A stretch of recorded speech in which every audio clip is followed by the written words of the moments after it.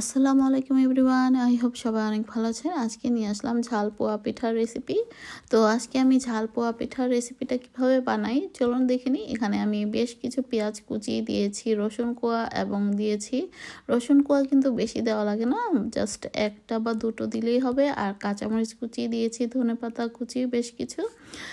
তো এই তো দিয়ে এখানে সামান্য একটু চিনি, সামান্য একটু বেকিং পাউডারও অ্যাড করেছি আর লবণটা পরিমাণ মতো।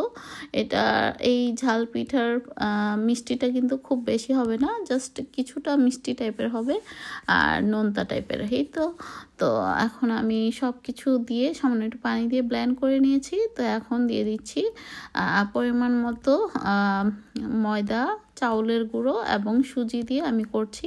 আর এটা আমি কোনো মেজারমেন্ট করে দিচ্ছি না, আপনারা চাইলে করে নিতে পারেন।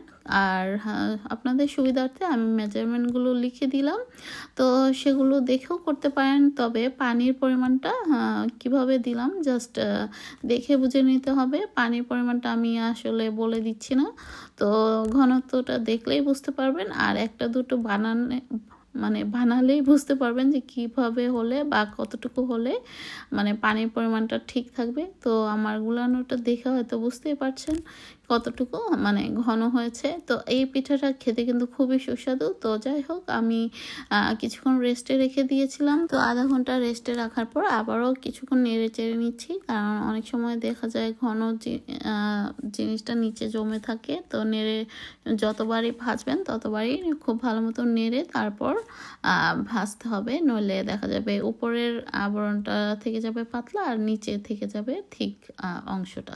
তো সেইভাবেই করতে হবে। আর এই তো, আর তেলটাকে খুব ভালো মতো গরম করে তারপর মেজারমেন্ট কাপ দিয়ে এভাবে দিয়ে দিতে পারেন। তো এই তো আমার প্রত্যেকটা পিঠাই মাশাআল্লাহ অনেক সুন্দর হয়েছে।